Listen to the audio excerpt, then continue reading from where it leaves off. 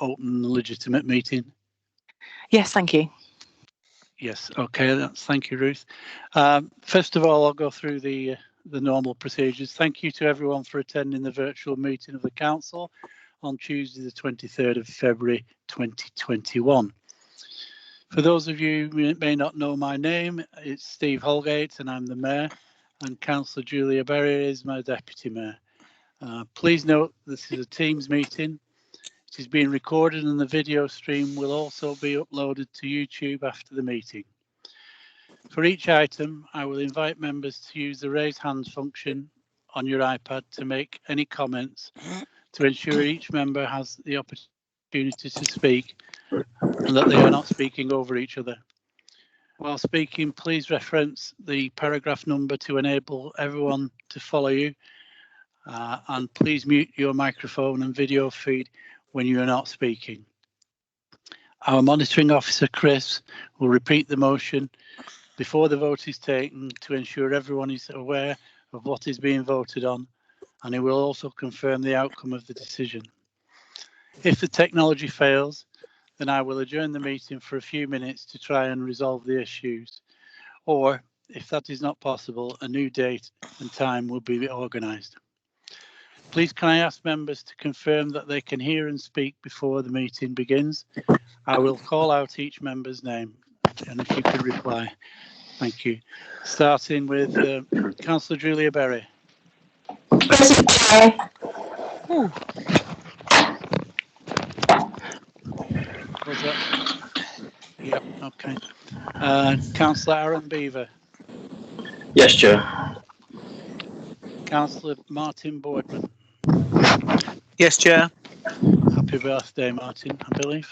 Happy birthday, Martin. Thank you, Chair.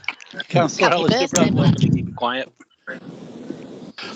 Here, Chair. I just wondered how old he is. Oh, we're not. Yeah, please, if you're not speaking your name out, just mute your microphone because there's a lot of breathing going on, and I don't want to ask you to not breathe, but I don't want to hear it. Councillor Terry Brown. Present, Chair. Councillor Valerie Cons.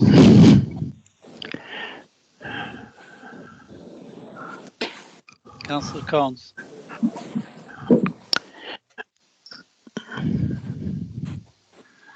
I'll come back to you. Councillor Mark Clifford. Present, Chair. Councillor John Dalton.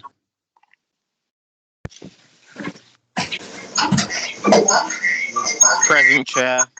Councillor Dalton, you're there, right? Okay. Councillor Graham Dunn. Present, Chair. Councillor Christopher France. Present, Chair. Councillor Gordon France. Present, Chair. Councillor Margaret France. Present, Chair.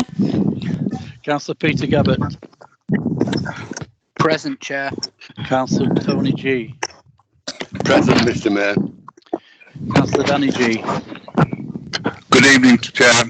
Good evening, Dan. Councillor Tommy Gray. Here, Chair. Councillor Yvonne Hargreaves. Here, Chair. Councillor Alex Hilton. Present, Chair. Councillor Keith Hidden. Present, Chairman. Councillor Hasina Khan. Present, Chair. Councillor Zara Khan. Present, Chair. Councillor Margaret Lees. Present, Chair. Councillor Roy Lees. Present, Chair.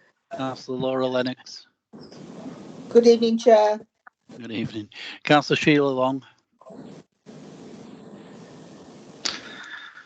Evening, Mr. Mayor. Good evening. Councillor Adrian Lowe. Good evening, Mr. Mayor. Good evening. Councillor Marion Lowe. Good evening, Mr. Mayor. Good evening, Marion. Councillor Matthew Lynch. Hello, Dad. Hello, lad. Councillor June Molyneux. Good evening, Chair. Good evening. Councillor Alistair Morwood. Here, Mr. Mayor. Councillor Steve Murphy. Video only. Councillor Beverly Murray. Hello, Chair. Yes, Chair. Yes, Chair. Right. Just going back through the list, is Councillor Counts with us? Oh, sorry, you're right. Not finished the list. Should say PTO at the bottom of the page. Councillor Deborah Platt. Present, Chair. Councillor Gillian Sharples. Good evening, Mr. Chair. Good evening. Councillor Paul Sloan. Good evening, Mr. Mayor. Good evening. Councillor Joyce Snape. Joyce? Okay. We're taking yours there, Joyce. Yes. Councillor Kim Snape. Present, Chair. Councillor John Walker. Yes, present, Mr. Mayor. Councillor Paul Walmsley.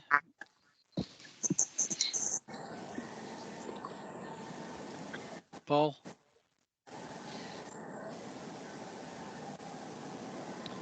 Councillor Neville Whittam. Good evening, Mr. Mayor. Councillor Ali Whitaker. Present. Councillor Peter Wilson. Present. All right, we'll just go back to Councillor Walmsley.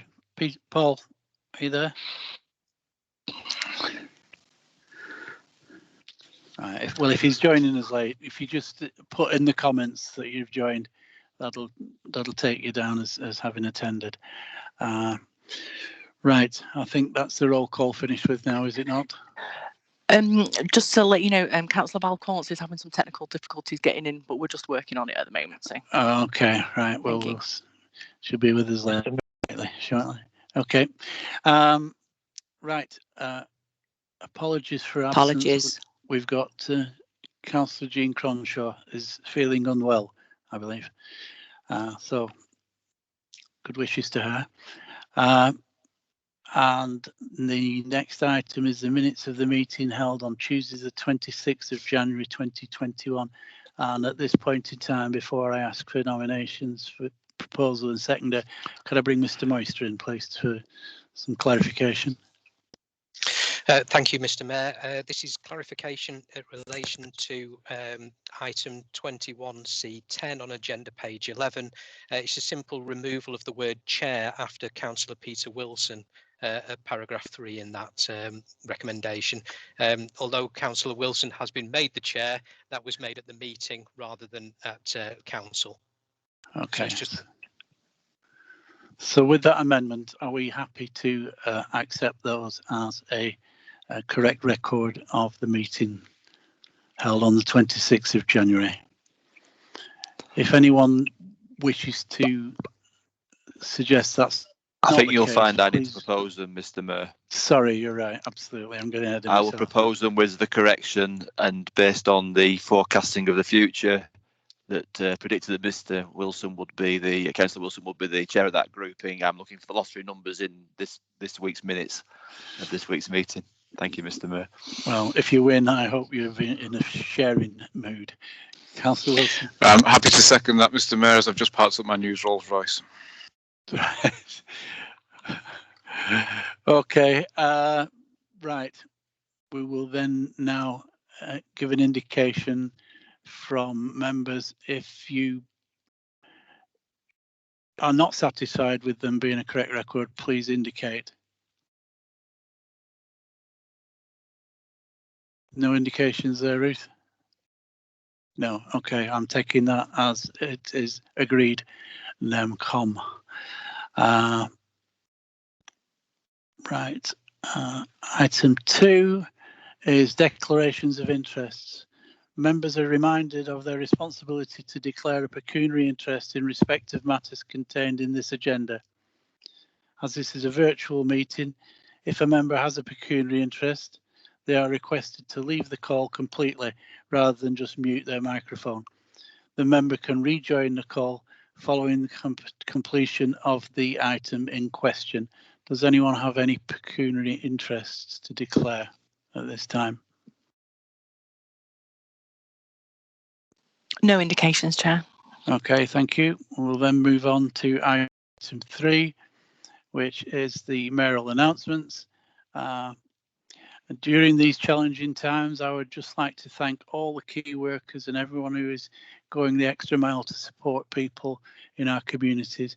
Hopefully the light at the end of the tunnel is now in sight, and I'd also like to thank all the volunteers, particularly with regard to the fantastic effort to get jabs in arms. I had mine a fortnight ago and I never felt a thing, so they're doing a good job. That's all my mayoral announcements. Item 4 is public questions. No public questions have been received. No public questions have been received. Therefore, we move on to item 5, which is the general fund revenue and capital budget and council tax proposals for 2021-22. They are in your pages, agenda pages 15 to 184, and to follow pages 187 to 194. The item is for discussion and it will be proposed by Councillor Wilson and spoken to by Councillor Wilson and presented. Is that correct? Correct, Mr. Mayor. All right, take it away. Thank you very much. Obviously, Mr. Mayor, we meet in difficult times, and this is the 9th budget that I've presented to this council on behalf of the administration. Without doubt, the most challenging budget that we've had to put forward and submit, not just in terms of what we do in the future, but also having dealt with the past 12 months and the pandemic and continuing to do so.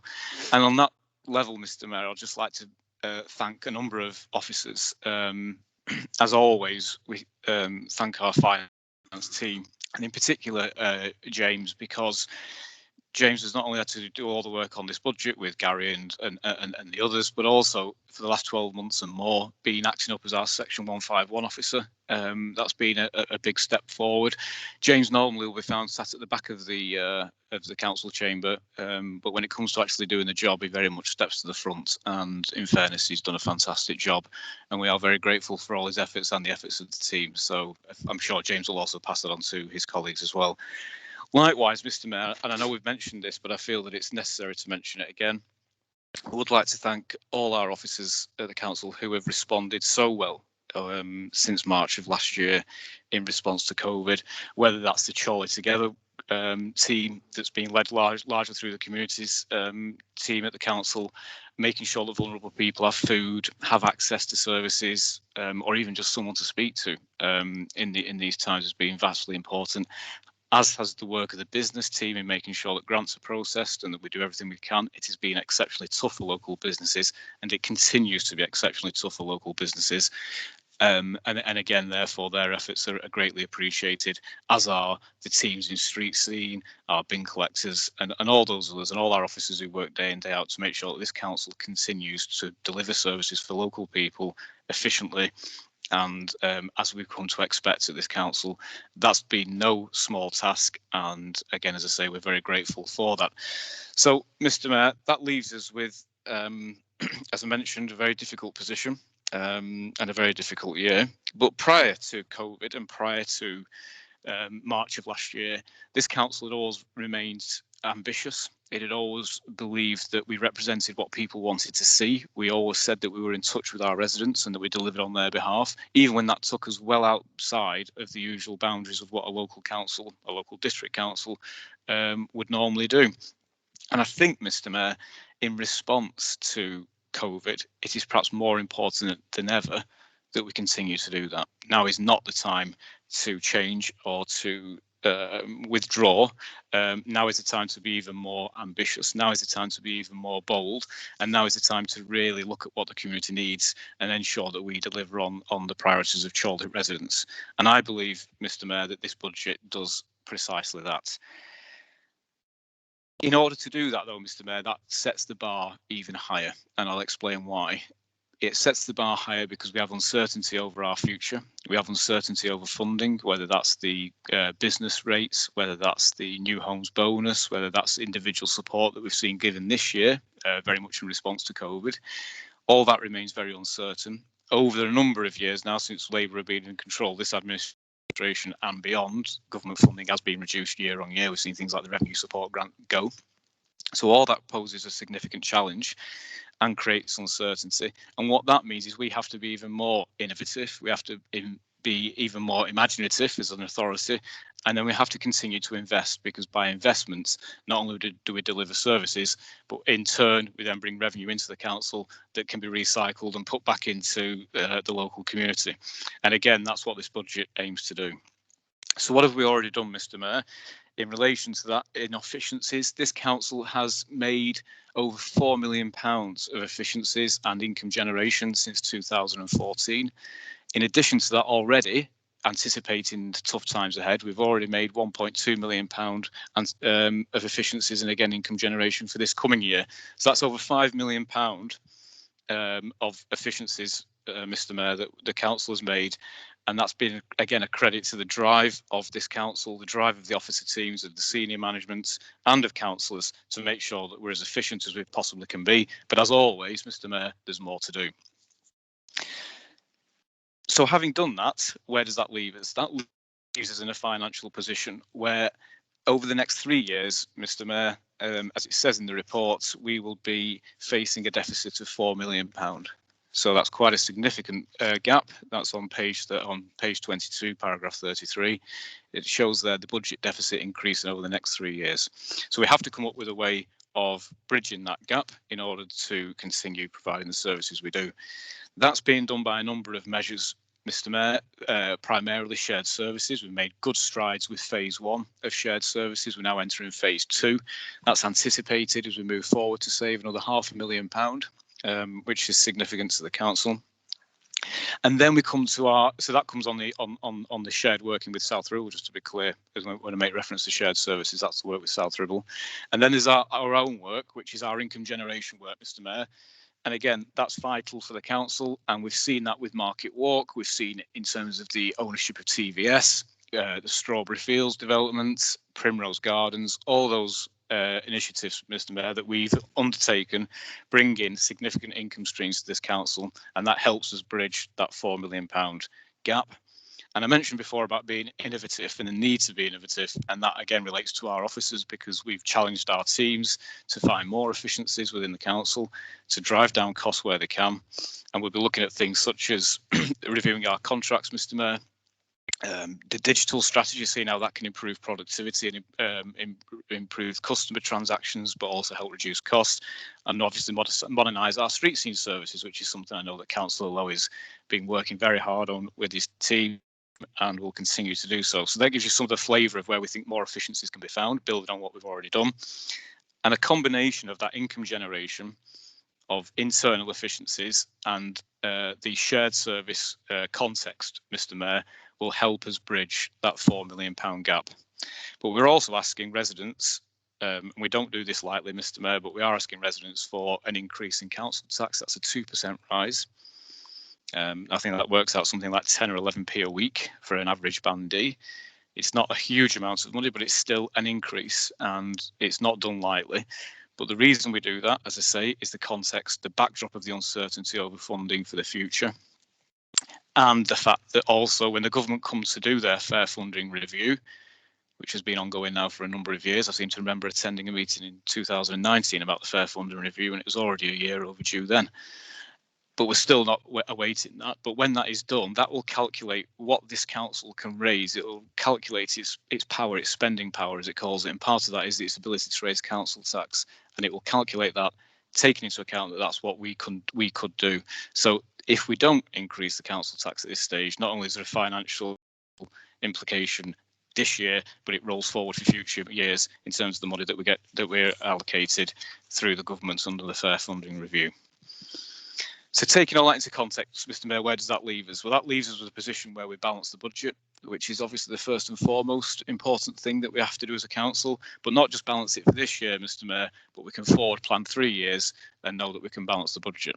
And what that certainty over balancing the budget does is it allows us to invest, which I mentioned before, the need to continue to invest and build on what we've already done. So this year, in the budget papers in front of you, you'll see that we've got £1.7 million revenue investments and £30 million capital investments. So this is all part of this work that's been ongoing, but now new exciting projects that are going to take the council into new areas delivering services on behalf of our residents. We've spoken about the difficulties of planning, Mr. Mayor. We all not only know too well the consequences of the Pear Tree Lane decision and the difficulty that's created for the council. That affects us all. That affects residents in every part of the borough. And we're putting money aside there to work on that, to support our efforts in lobbying the government and to support our efforts potentially in facing future appeals. We recognise the impact that has on schools and school places. We don't believe that a thorough assessment has been done of our need in Chorley, not so much just within the borough, but in particular parts of the borough. And again, we've put money into that. We've put in more money into improving parks, open spaces, play facilities, another 200,000 for the business grants, probably more important than ever, Mr. Mayor, that we have the grant system to encourage employment opportunities and new businesses as the economy starts to open up. We continue to fund the youth zone. We continue to fund CCTV operations. We continue to invest in the town centre. We've put £600,000 for the market refurbishments, which are going very well, currently being undertaken, and we've got £500,000 in for the demolition of the bingo hall as well, which fits into the long-term master plan for the town centre. On top of that, we're supporting vulnerable adults with the prescribing scheme, social prescribing scheme.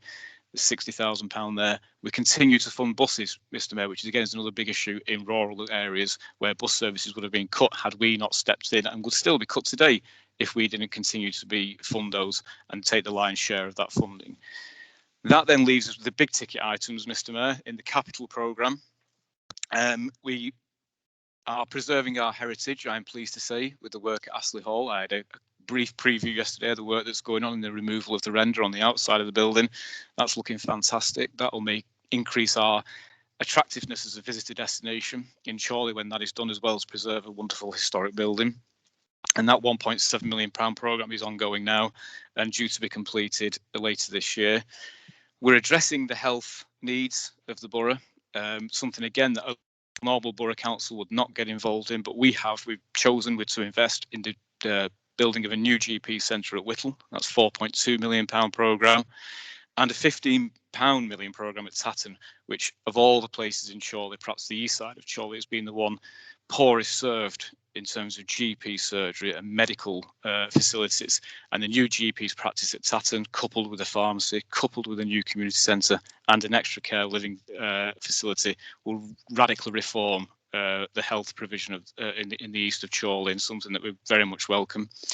We continue to expand our affordable housing stock. We're committed to doing so. We've already got 1.5 million earmarks for purchasing more affordable homes.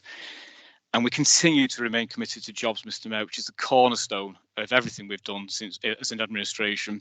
And as I say, in light of COVID and the need to bounce back economically, this is going to remain essential. Not just the grants that I mentioned, but also a £9.2 million programme at Olka Lane for a new employment site, building on the digital office park.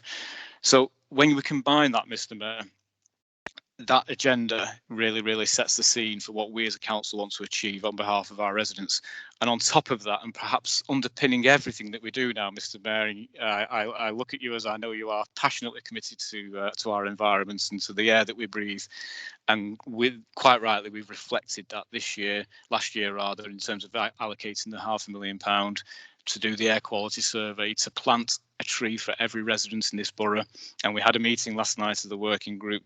That you were there, obviously, Mr. Mayor, and it's already impressive the work that we've been doing in communities throughout the borough. But this now will take us again to another level in terms of our commitment to help reduce the carbon emissions, to help hit that target of carbon neutrality by 2030. And no doubt there's more investment coming that way, but really now we're taking that, let's say, to a whole new level. And that really is important because, again, the basics, health that we talk about, the air that we breathe, jobs, opportunities, that's where we want to be as a borough. That's where we want a place for everyone to live, where you have those chances, where we have that type of lifestyle. And I'm very proud of the fact that this council is continuing to deliver on those priorities and build on that success. All the while, Mr. Mayor, that's not done without having one eye on risk and one eye on the future. And as always with our budgets, I believe there's a mixture of the investments and of the planning for the future, but also being prudent. And on that, Mr. Mayor, we continue to have reserves of £4 million. which is a significant level of reserves, as it says in the report, for a borough council of our size. But we don't just have the £4 million in general balances, Mr. Mayor, because we have other reserves as well, which are outlined in the reports, which on page 32, that is, we have the income generation reserve, we have the change management reserve, the market walk asset maintenance, and they're all important, Mr. Mayor, because as we own buildings, as we own the shopping centre, it's important that we put money aside to cater for work that needs to be done on the asset itself, or for dips in revenue like we've experienced in the last 10 months. That has proven to be the right thing to do, and that's why we put money aside for the business rates retention, because we don't know where we're going to be on business rates. That could dip significantly, as it indicates in the reports, and we continue to put in over £300,000 in the market walk equalisation reserve, again, to prepare for the bumpy road that may still lay ahead. So all in all, Mr. Mayor, I think this gives us a blend of planning for the future in terms of being prudent, in terms of being managing risk, but it also doesn't deter from those exciting investments and those plans to make Chorley a much, much better place to work and live and visit. We will continue to do that, and I desperately hope that the pandemic, or the worst of the pandemic, is over. I desperately hope that the Prime Minister's plan of yesterday is adhered to and we come out of the lockdown. We all need to return to some form of normality. It's needed for everyone's health, whether that's mental or physical. It's needed for business. We will be at the forefront of that work come what may, but let's hope it does get better, and let's hope this programme can be accelerated and we can all get back to normal, and it'll be good times ahead for us in Chorley. Thank you, Mr. Mayor. Thank you, Councillor Wilson. According to my Mayor's agenda, I now is following an invitation by Councillor John Walker, Leader of the Opposition, to present item 6. It needs to be seconded, Mr. Mayor. Not according to my agenda. They're both, in fact, it's pardon? I'm not on the script. Right, okay, well, we'll take a second then if that's the way we want to do it. Not what it says on here, but never mind. Okay, Councillor Bradley. You would never want to follow rules, Mr. Mayor, so you shouldn't start now. Thank you, Mr. Mayor, for allowing me to second the budget that Peter has put forward. Peter's right, it's been a very difficult year.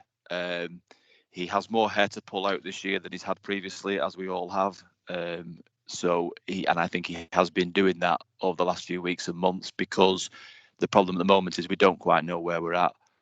We, as a country, don't quite know where we're at because we've been through a very, very unusual year, and therefore it's difficult to plan when you're not quite sure what the future's going to bring you. But having said that, and I commend the work that Peter and the officers have done on this budget, as we've done for a number of years, I think 9 years, Peter pointed out, but every year it's slightly tougher because of the way that government funding works. And this year's been particularly tougher because of the global pandemic that we're living through. But even in that difficult year, there are certain things that come out. Peter's mentioned the word prudent, he's mentioned the word balanced, because this is a budget that does all things for all people. And what it also has done is built on what we've done previously. And I think what has been done previously has allowed Chorley to cope better with this pandemic than some of our other neighbouring councils, than other councils and other communities across this country. And why is that? Okay. That is because we've invested in the past to enable our communities to be more resilient, to enable our communities to deal more effectively with what life chucks at them, and nothing anything quite like us within life as this last pandemic has done. So in the past, we have been criticised politically for investing in both our communities, in our businesses, and in our wider infrastructure. But when times are tough, that's when that investment really comes home to roost. We've been able to see that our communities are more resilient. We've been able to take advantage of government responses to some of the COVID situation by some of the, and we'll hear later from our opposition as to how perhaps the government has put money into all the country, but particularly here in Chorley. And the reason why we've attracted some more of that funding, because we've had shovel-ready schemes, we've had opportunities to do things, because we've been prepared to invest and take those opportunities and prepare that ground in the past. Others haven't done that, sometimes because they haven't the wherewithal to do it, and sometimes because they haven't wanted to do it. But as an administration and as a community leaders that we are, we've always thought it was important that we put that investment within our communities to the forefront, and our budgets over the previous years and this year's again will do that. So we have continued to invest, we've continued to deliver even in difficult times, and we've seen that with some of the things that have come forward, some of the projects that have come forward, some of the services that we've continued to deliver despite the pressures on those services and on our budgets, and also at a time when it's been very difficult to effect change. We've effected the shared services expansion and acceleration, which has increased our resilience and increased our capacity to deliver for the residents of Chorley and for the residents of South Ribble. It will take years to see the full benefits of some of that work, but we're already starting to see those benefits within this year. So I'd like to thank Peter and particularly the officers, as I already mentioned, and also the residents of Chorley for all that they have done over this last year, because we've invested in them, and as usual they repay that in spades.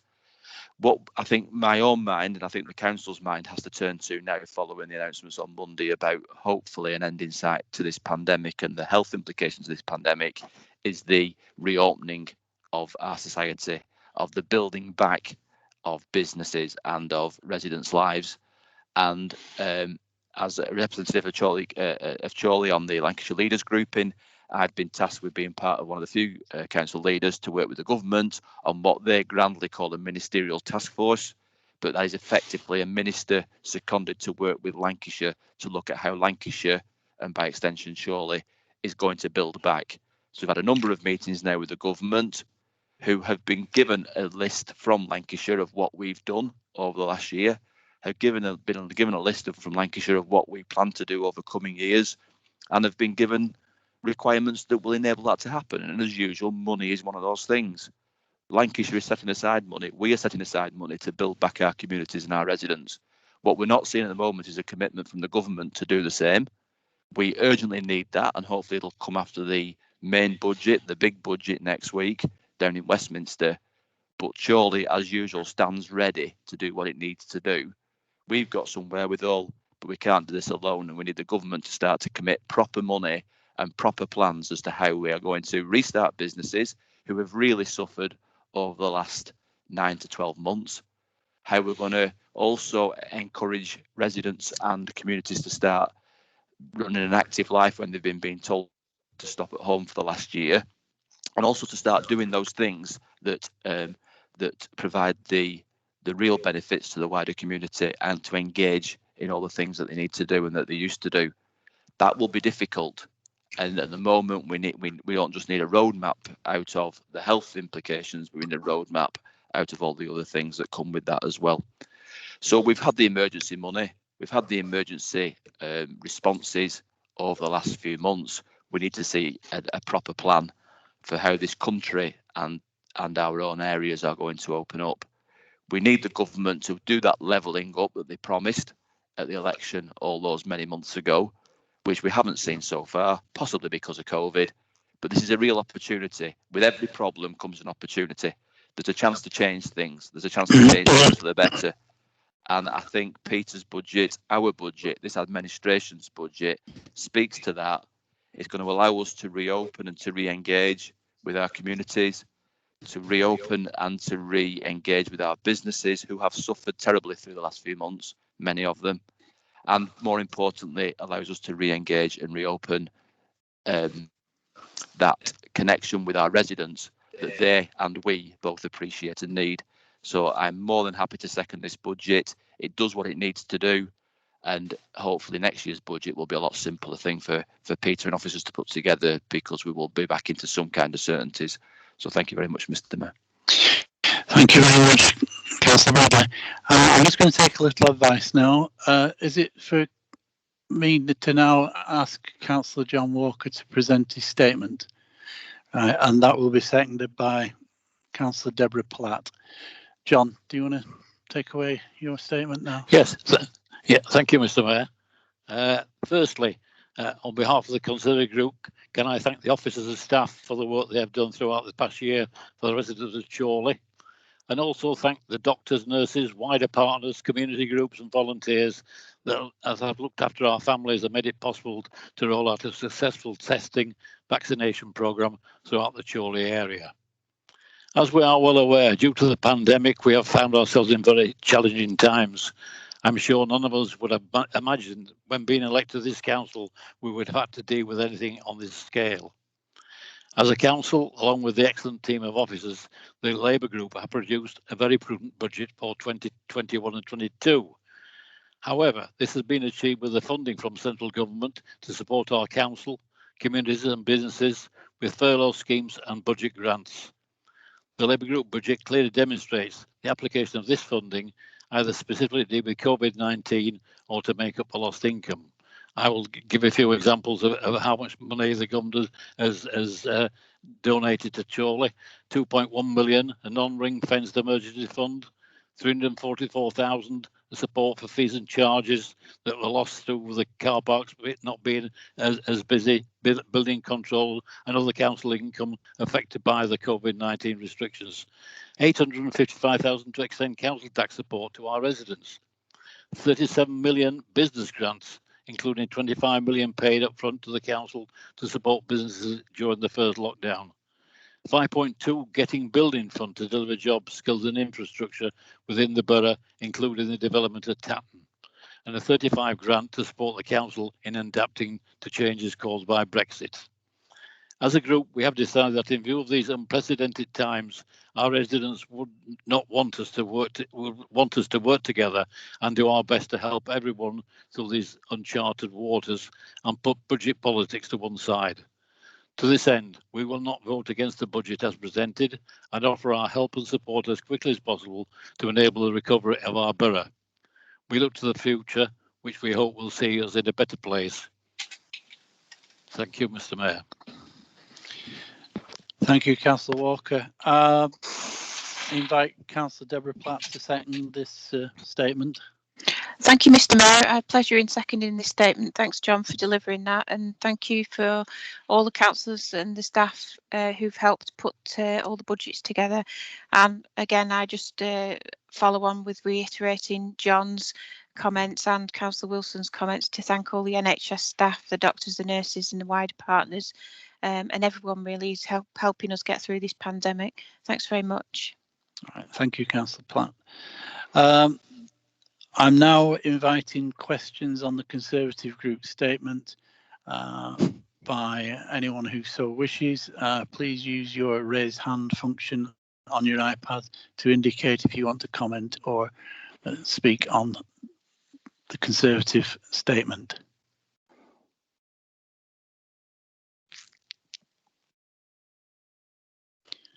I have no indications, Mr. Mayor. Okay, thank you. I'll read this very carefully, make sure I get it right. Mr. Mayor, I'm sorry, but I'd like to speak. I can't find my raised hand button. It seems to have disappeared. Councillor Beaver, go ahead. I would like to congratulate the opposition for that statement. This was not something I was expecting. I expected an opposition, and in my mind I had a little speech prepared, and I'd like to thank them on behalf of the whole group. Thank you for working with us, and I hope everything works out fine. And as regards thanking the NHS, my wife's on shift now. Thank you. Okay, thank you very much indeed. Is there anybody else? No, not at the moment, Mr. Mayor. If not, we will move on, and I will invite questions on the General Revenue Fund and Capital Budget of the Council, Tax 2021, on the statement as presented by Councillor Wilson and seconded by Councillor Bradley. Is there anyone wishes to make comment or speak on that particular statement or proposal, budget proposals? Councillor Martin Boardman has indicated, Mr. Mayor. Councillor Boardman, welcome. Councillor Boardman, you're able to speak now before you go off and do your apple bobbing. I couldn't say absolutely nothing, as Councillor Bradley and Councillor Whistle would be so disappointed if I didn't say something. So just to start, yeah, thank you. Just so I know, I fully support our group statement this evening. I think it's the right move for us to support this council during these unprecedented times. In light of what Councillor Wilson and Councillor Bradley both said, I just have one question and one question only. A bit of background to this, please, if I can. As you know, I've criticised this council in the past for being very prudent. Gary will tell you that I challenged him several times on his prudentness when we looked at budgets over the last few years. But he used to tell me that this was because we were looking at the unforeseen and things to come in the future. Well, we can certainly say that 2020-21 has been that unforeseen. And I'd like to congratulate the officers for working up a budget which is again prudent, but which puts us, this council, in a solid financial position for leading us into 2022. This budget sets out a number of investment projects to the total of 56 million. We also retain our resources at over 4 million. With the government supported income into the council, and I know this isn't all into the council coffers, of 46 million, which I think this council have done an excellent job of distributing out to local businesses and to people that really desperately need it. I've just got one question. Will Councillor Wilson agree with me that an additional uplift to this council for one financial year of £143,000, achieved by an uplift of 1.99% on council tax, is unnecessary, seeing as we're in a very good financial position? And if that's the case, would Councillor Wilson please consider giving the people of Chorley Borough a financial break for this year and this year only? I do mention that Councillor Wilson did comment on the fair funding review, but I'm sure the fair funding review would look very favourable on us as a council, that the Conservative group support this Labour group, that we are a very considerate council and we are that to our residents. Thank you. Councillor Wilson, do you wish to respond?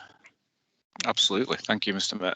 I mean, I do have a lot of sympathy with the premise of Councillor Boardman's question, which is, you know, difficult times and do we give people a break? And obviously, the financial position is as we presented, a balanced budget, but part of that is the council tax increase. Now, I know on its own, as you say, you can take it on its own and look at the £143,000 and say, well, there's a way of actually managing that. It's possible, because you can cut something else. You can make savings of that amount, but also remember the 2% adds to the base. So that has a cumulative impact as you move forward, which you don't have if you freeze. And the second thing I just would say, Councillor Boardman, is I appreciate the belief that the funding review will be fair and treat as well. I am yet to be convinced of that. Councillor Walker quite rightly outlined a number of the provisions this government has made in an emergency response to COVID, but under normal times that has not been the story. And given that the country now faces an unprecedented debt, I don't see the government giving significant increases. In fact, I don't see the government giving increases to local government at all. And therefore, when I talk about the fair funding review, the government will assess what they call the spending power of the council, and they will assess that on the basis we have increased council tax to the permitted level without needing a referendum, which is 2%.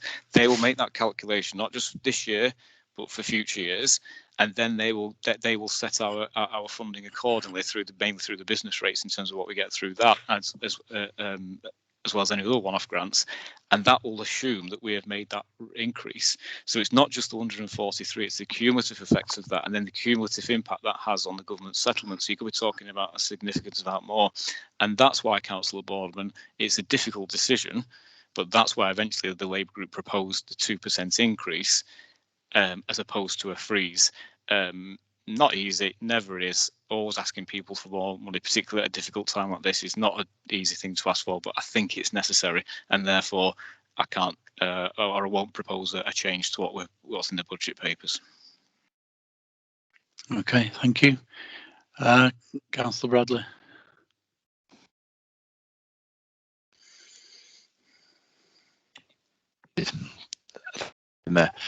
Yeah, just to add to that, and obviously Peter put the points very succinctly there around the fair funding and the funding reviews.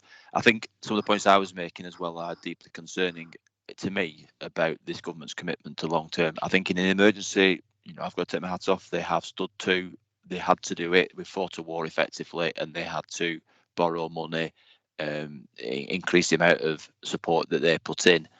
But I think there are still questions to be answered about this government's overall commitment to that levelling up, to that investment within our communities, which I am hoping I see next week in the budget. I hope I see delivered over the coming months, but I am slightly concerned about how much of that actually is going to land here in Chorley. So we do have to look to ourselves. We have to be self-resilient. As a council, we are still one of the cheapest councils to live in Lancashire, despite delivering probably the greatest amount of services, many on behalf of the county council, who we know can't deliver fully what they would like to deliver. And therefore we step in, we always step in. And therefore to keep doing that, we have to at times make some tough decisions and ask residents for more money. Peter said, I think it was 11p a week for a Band D property. That's £5 a year. That's a lot of money for some people, but for an awful lot of our residents, it's value for money. And I think as long as we are convinced that it is value for money, and our opposition are important at challenging us on what we spend, and you do challenge us on what we spend, but we I've been tested on our investments as well, and I think Councillor Boardman, you mentioned that this has been a testing year for that policy of investing. If you always said what happens when things go wrong, I think we've seen when things go wrong, and I think we've seen when things go wrong we can come out the other side of it. So hopefully we will now see things go right for a bit, and we will see the benefits of that in to a greater degree.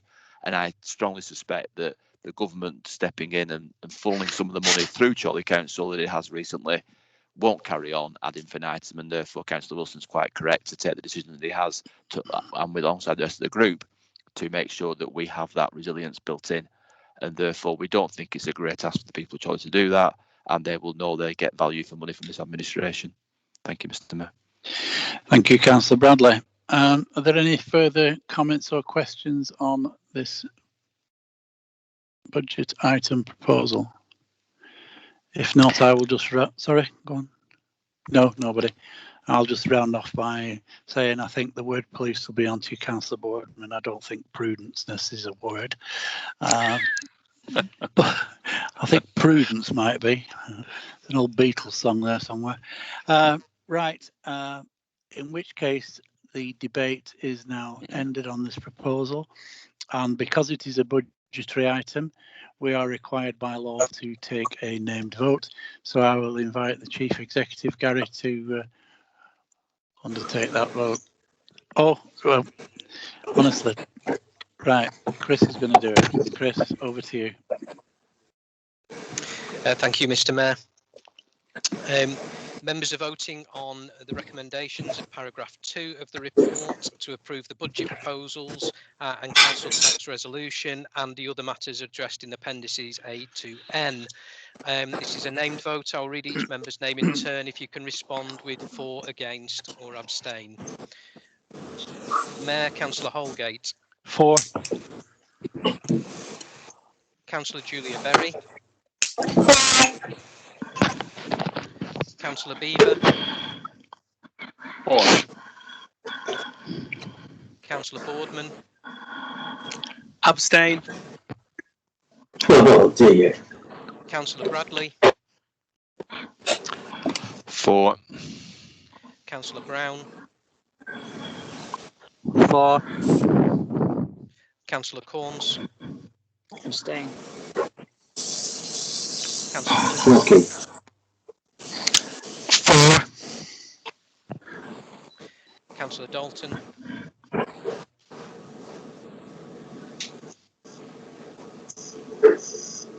Councillor Dalton.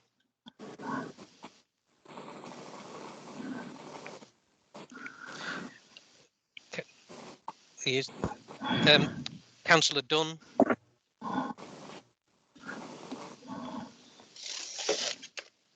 Sorry, Councillor Dunn is having technical difficulties. Councillor Christopher France. For. Councillor Gordon-France. 4. Councillor Margaret France. 4. Councillor Peter Gabbett. 4. Councillor Anthony G. 4. Councillor Danny G. 4. Councillor Tom Gray. 4.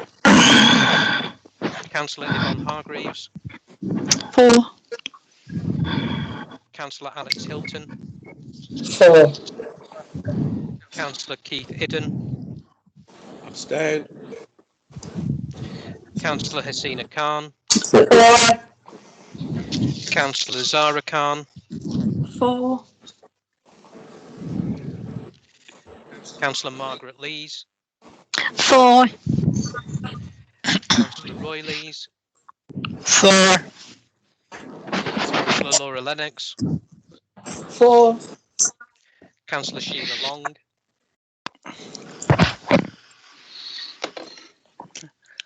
Councillor Sheila Long.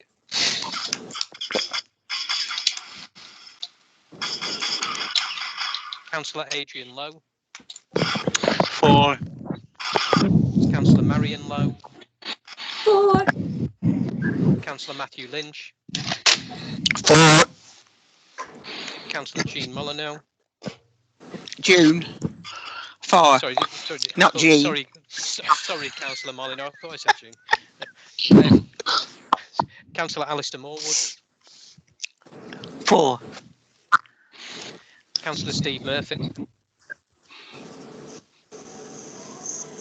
I had an email from Councillor Murphy to say you can hear the proceedings but not speak because he's on a dial-up phone. I've just heard him say 4.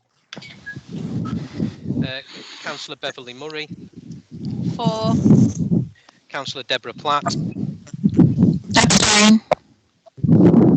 Councillor Gillian Sharples. 4. Councillor Paul Sloan. 4. Councillor Joyce Snape. 4. Councillor Kim Snape. 4. Councillor John Walker. Abstain. Councillor Paul Walmsley.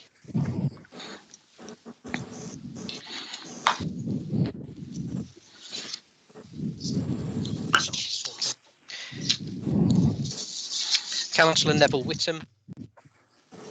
4. Councillor Alan Whittaker. 4. Councillor Peter Wilson. 4. If I can just go back and just quickly check. Councillor John Dalton.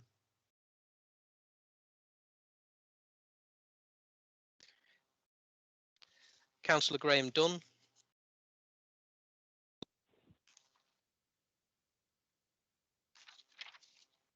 And Councillor Sheila Long. No, okay.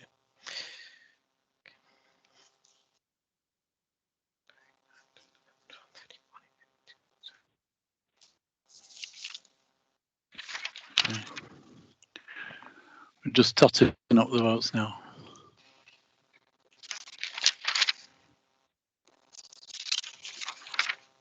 I think it might have spread through. Is there a recount? Thank you, Mr. Mayor. The motion has been carried 34 in favour and 5 abstentions. Okay, thank you very much. We can move on to item 7 now. Item 7 is committee appointments, and that's to consider any changes of committee appointments or appointments. This item is for decision and will be presented by Councillor Bradley and seconded by Councillor Wilson. Thank you, Mr. Mayor. Can I propose that the recommendations for 2 appointments or 2 groups of appointments are taken? The first one is that Councillor Graham Dunn to be the Council's representative on the Local Enterprise Partnership Joint Scrutiny Committee. We've been requested to submit a name for that, and Graham has graciously accepted the nomination. So if we could endorse that, that would be ideal.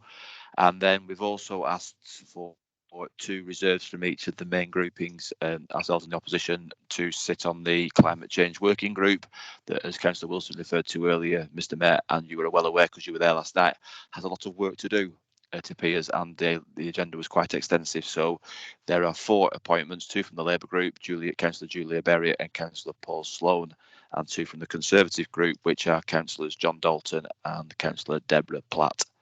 Can I move that those are accepted? Thank you, Mr Mayor. Okay, thank you. Seconded, Mr Mayor. Thank you, Chairman.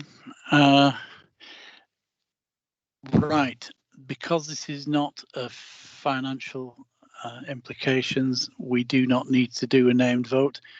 So I will ask if there's anybody opposed to those appointments.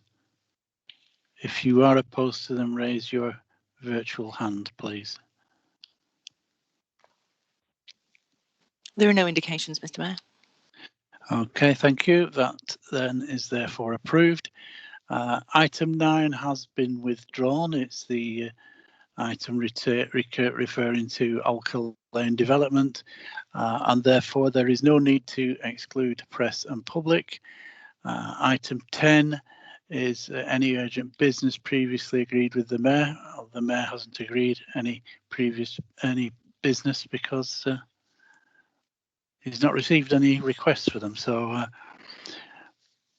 I can then come to the end of the meeting and thank you all for your attendance and contributions. Have a safe journey from your iPad to your television. Cheers. And thank you, Mr Mayor. Good evening, Mr Mayor. Thank you, Mr Mayor. Good night. Thank you and good night.